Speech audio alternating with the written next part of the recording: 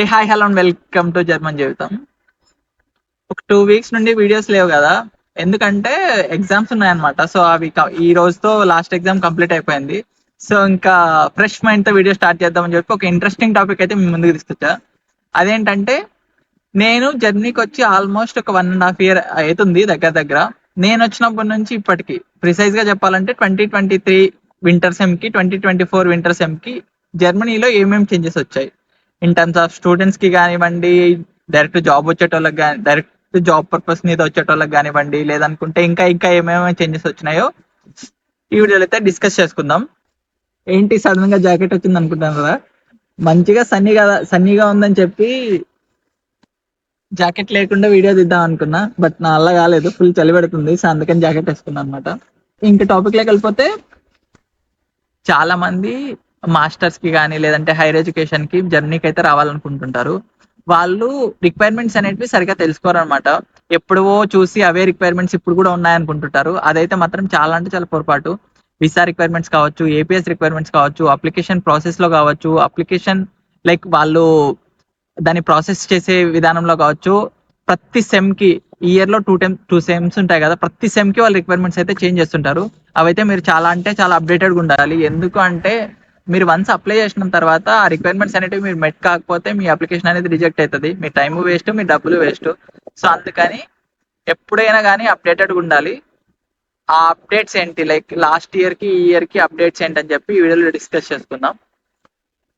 జర్మనీకి like 2023 winter sem కి ఇప్పటికి ఎంత చేంజ్ వచ్చిందంటే, లైక్ ఫస్ట్ ఆఫ్ ఆల్ మనం స్టూడెంట్స్ గురించి చూస్తే, నేను వచ్చినప్పటికి నేను 2023 వింటర్ సెమ్ కి వచ్చా కదా, అప్పుడు ఏపీఎస్ అనేది జస్ట్ అప్పుడే లాంచ్ చేశారనమాట. ఇంట్రడ్యూస్ చేశారు. సో మాకప్పుడు ఓన్లీ బీటెక్ డిగ్రీ మాత్రమే వెరిఫై చేశారు. బీటెక్ డిగ్రీ అనే కాదు, బ్యాచిలర్స్ డిగ్రీ మాత్రమే వెరిఫై చేసేవారు. కానీ ఇప్పుడు రీసెంట్ డిగ్రీతో పాటు మీ 10th మీ ఇంటర్ కూడా వెరిఫై చేస్తారు. ఇది 10th ఇంటర్ వెరిఫై చేయడానికి వాళ్ళు మెయిన్ గా డిజి లాకర్ ని యూస్ చేస్తున్నారు. If in case me certificates అనేటివి 10th ఇంటర్ సర్టిఫికేట్స్ అనేటివి డిజి లాకర్ లో ఫెచ్ కాకపోతే దానికి డిఫరెంట్ ప్రాసెసెస్ ఉన్నాయి. అవన్నీ వీడియోలో డిస్కస్ అయితే చేయట్లేదు. మీకు ఇంకా ఆ ప్రాసెస్ గురించి ఇన్ డీటెయిల్ గా కావాలి అనుకుంటే కింద కామెంట్ సెక్షన్ లో మెన్షన్ చేయండి, నేను ఆ ప్రాసెస్ ఏంటి అని చెప్పి చెప్తాను అనమాట. ఇంకా నెక్స్ట్ ఏపీఎస్ లో ఏంటంటే, ఇంతకు ముందు మేము అప్లై చేసినప్పటికీ ఓన్లీ వీసాకి మాత్రమే, వీసా అప్లై చేసేటప్పుడు మాత్రమే ఏపీఎస్ అయితే కావాలి. కానీ ఇప్పుడు మీరు రైట్ ఫ్రమ్ లైక్ మీరు జర్మనీ ఎడ్యుకేషన్ అనుకున్నారంటే మాత్రం మీకు ఏపీఎస్ మ్యాండేటరీ కావాలి. ఇంకా చాలా మంది అడుగుతున్నారు, అన్న ఏపీఎస్ లేకుండా ఏమైనా కాలేజెస్ అప్లై చేయొచ్చా అని. అది మాత్రం ఇంపాసిబుల్. ప్రతి కాలేజ్ కి ఏపీఎస్ అయితే మ్యాండేటరీ అనమాట ఇప్పుడు జర్మనీలో మీకు. ఇంకా మెయిన్ లాంగ్వేజ్ రిక్వైర్మెంట్స్ గురించి మాట్లాడుకుంటే, ఇంతకు ముందు అన్ని మోస్ట్లీ ఐల్స్, టోఫెల్ ఇలా ఏమున్నా కూడా యాక్సెప్ట్ చేసేటోళ్ళు. కానీ ఇప్పుడు కాంపిటీషన్ పెరిగే కొద్దీ వీసా రిక్వైర్మెంట్స్ కూడా చేంజ్ చేస్తున్నారు అనమాట. సో ఈ మధ్య రీసెంట్ గా ఏంటంటే, ఓన్లీ ఇన్ సెంటర్ ఎగ్జామ్స్ మాత్రమే యాక్సెప్ట్ చేస్తారన్నట్టు జస్ట్ ఒక రూమర్స్ వస్తున్నాయి. అది ఇంకా ఎక్కడ అఫీషియల్ గా రాలేదు కానీ, బట్ రూమర్స్ అయితే ఉన్నాయి, చాలా గట్టిగా ఉన్నాయి రూమర్స్. అండ్ దెన్ యూనివర్సిటీస్ అయితే స్టిల్ ఇంకా ఐల్స్ అయినా, టోఫెల్ హోమ్ బేస్డ్ అయినా, టోఫెల్ ఇన్ సెంటర్ అయినా ప్రతిదీ యాక్సెప్ట్ చేస్తున్నాయి. బట్ ఏమంటే వీసా రిక్వైర్మెంట్స్ మాత్రం కొన్ని చేంజ్ చేశారు. సో నేను సజెస్ట్ చేసేది ఏంటంటే, ఎవరైనా కానీ ఇంకా అప్లికేషన్ ప్రాసెస్ స్టార్ట్ చేయాలి అనుకునే ముందు లాంగ్వేజ్ అనేది మాత్రం ఏదైనా కానీ, ఐల్స్ కానీ, టోఫెల్ కానీ ఏదో అయినా కానీ ఇన్ సెంటర్ ఎగ్జామ్స్ మాత్రమే ప్రిఫర్ చేయండి. సో మీకు ఫర్దర్ గా ఏం కాంప్లికేషన్స్ లేకుండా ఈజీగా ప్రాసెస్ అనేది అయిపోతుంది. మళ్ళీ మీరు ఇట్లా హోమ్ బేస్ రాసుకొని తర్వాత నెక్స్ట్ వేరే వేరే రిక్వైర్మెంట్స్ చేంజ్ చేసి మళ్ళీ యాక్సెప్ట్ చేయరు అనుకున్నప్పుడు మళ్ళీ మీరు ఏదో ఒక ఎగ్జామ్ రాయాల్సి వస్తుంది. సో అందుకని చెప్పి ముందే చెప్తున్నాను అనమాట. నెక్స్ట్ యూనివర్సిటీ అప్లికేషన్ రిక్వైర్మెంట్స్ అనమాట. ఇవి ఎంతగా చేంజ్ చేశారంటే, ఒక ఎగ్జాంపుల్ చెప్తాం మీకు. నేను చదువుతున్న కాలేజ్ లో నా ఫ్రెండ్ కూడా బీటెక్ అనేది ఇద్దరం సేమ్ కాలేజ్ లో చదువుకున్నాం. ఇద్దరం same year passed out, same CGPA around 84, 83, 84 ఉండింది. ఈవెన్ నేను వాడు ఐల్స్ ర్యాంక్ కూడా సేమ్ ఉన్నింది. బట్ నేను వింటర్ 2023కి ఇక్కడికి వచ్చాను, వాడు వింటర్ 2024కి అప్లై చేశాడు. కానీ అతని అప్లికేషన్ రిజెక్ట్ అయింది. ఎందుకు అని అడిగితే సబ్జెక్ట్ రిక్వైర్మెంట్స్ అనేవి మ్యాచ్ కాలేదని చెప్పి మెయిల్ చేశారు. తర్వాత వాడు మళ్ళీ రిటర్న్ మెయిల్ చేశాడు యూనివర్సిటీకి, ఇలా మా కాలేజ్ వాళ్ళే సేమ్ నా సిజిపిఏ, నా ఈసిటిఎస్ పాయింట్స్, సబ్జెక్ట్స్ అన్ని సిమిలర్ ఉన్న వాళ్ళు మీ కాలేజ్లో చదువుతున్నారంటే వాళ్ళు ఒకటే ఒక రిప్లై ఇచ్చారంట, ఆ ఇయర్ కి ఈ ఇయర్ కి రిక్వైర్మెంట్స్ చాలా చేంజ్ చేసాము, కొంచెం స్ట్రిక్ట్ అప్ చేసామని చెప్పి. ఇదంతా మనం చూస్తే ఏంటంటే, ఇయర్ ఒక్క ఇయర్ లోనే లైక్ ఈ కాంపిటీషన్ అనేది పెరిగిపోయి లార్జ్ నెంబర్ ఆఫ్ అప్లికేషన్స్ యూనివర్సిటీకి రావడం వల్ల వాళ్ళు ఈ రిక్వైర్మెంట్స్ అనేటివి కొంచెం ఎక్కువ పెట్టేసి, ఐ మీన్ ఎక్కువ రిక్వైర్మెంట్స్ పెట్టేసి వాళ్ళు ఫిల్టర్ అవుట్ చేయడానికి ఈజీగా ఉండేలాగా చూసుకుంటున్నారు. నేను మెయిన్ గా మీకు వచ్చే సజెషన్ ఏంటంటే, మీరు ఏదైనా కానీ కాలేజెస్కి అప్లై చేసేటప్పుడు మీరు లైక్ కొన్ని లిస్టులు అనేటివి రెఫర్ చేస్తుంటారు. ఈవెన్ నేను పంపించిన లిస్ట్ అయినా కూడా అవన్నీ అప్డేటెడ్ కాదు. మీరు ఎక్కడైనా ఇంటర్నెట్ సోర్సెస్ లో తెచ్చుకున్న లిస్టులు కానీ ఏవి కూడా అప్డేటెడ్ కాదు. సో అవి యూనివర్సిటీస్ అనేటివి కాన్స్టాంట్ గా చేంజ్ చేస్తూనే ఉంటాయి. సో మీరు ఏంటంటే ఏదర్ డాడ్ వెబ్సైట్ లోకి వెళ్ళి రిక్వైర్మెంట్స్ చెక్ చేయడం కానీ, ఇంకా మీకు ఏమైనా డౌట్స్ ఉంటే డైరెక్ట్ గా వాళ్ళ పోర్టల్లోకి వెళ్ళి రిక్వైర్మెంట్స్ చెక్ చేసుకోండి. మెయిన్ ఈసిటిఎస్ పాయింట్స్ మ్యాచ్ కావాలి, మీరు చదవాలనుకుంటున్న కోర్స్ సబ్జెక్ట్స్ మీ బ్యాచిలర్ సబ్జెక్ట్స్ మ్యాచ్ కావాలి. ఇలా ఉంటేనే అప్లై చేయండి. దీనికి మాత్రం చాలా అంటే చాలా ఇంపార్టెన్స్ ఇస్తారు ఇక్కడ. ఇంకోటి ఏంటంటే, చాలా మంది మీలో బ్యాచిలర్స్ ఒక స్ట్రీమ్ లో చదివి ఇంకో స్ట్రీమ్ కి ఇక్కడ స్విచ్ అవ్వాలనుకుంటుంటారు.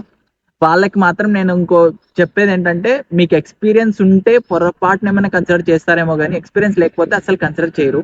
ఈవెన్ ఎక్స్పీరియన్స్ ఉన్నా కూడా మీ అప్లికేషన్ అనేది లైక్ మీరు ఇప్పుడు సపోజ్ ఒక యూనివర్సిటీకి 100 అప్లికేషన్స్ కావాలి, 100 సీట్స్ ఫిల్అప్ చేయాలి.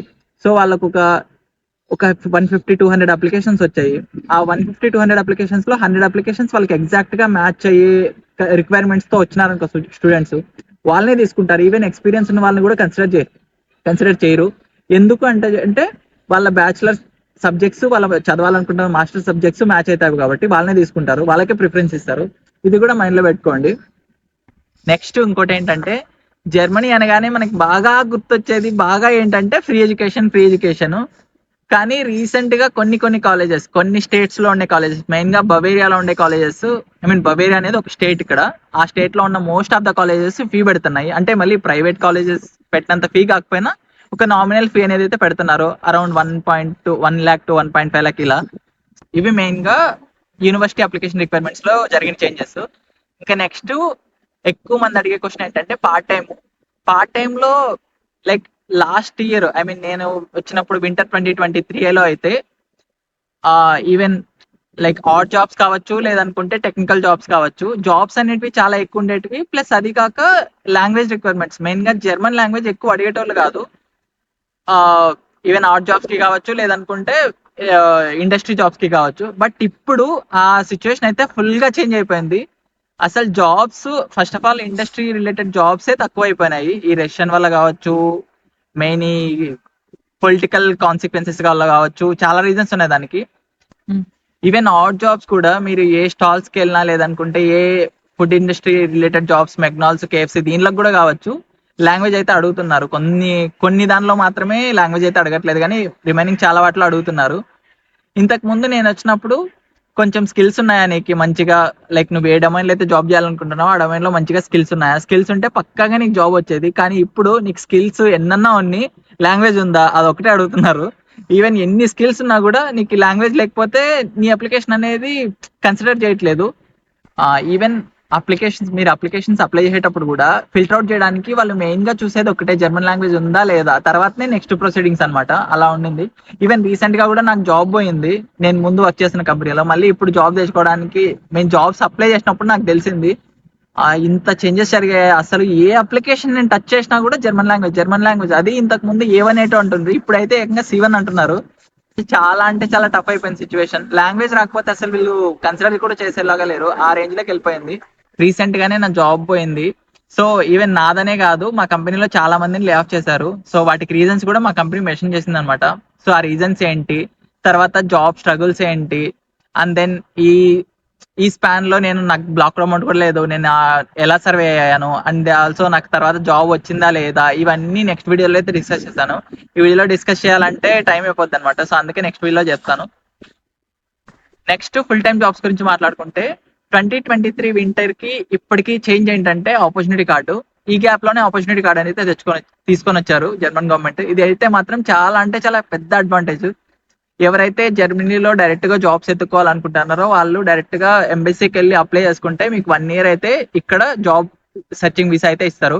ఈ 1 year కి మీరు బ్లాక్ ప్రమోట్ అయితే చూపించాల్సి ఉంటుంది. సో ఇక్కడికి వచ్చిన తర్వాత ఆ 1 year లో మీరు జాబ్ ఎత్తుక్కొని కాంట్రాక్ట్ చూపిస్తే తర్వాత మీరు ఆ వీసాని అయితే ఎక్స్టెండ్ చేసుకోవచ్చు. ఇది అనమాట ప్రాసెస్. ఇదైతే మాత్రం చాలా అంటే చాలా పెద్ద అడ్వాంటేజ్.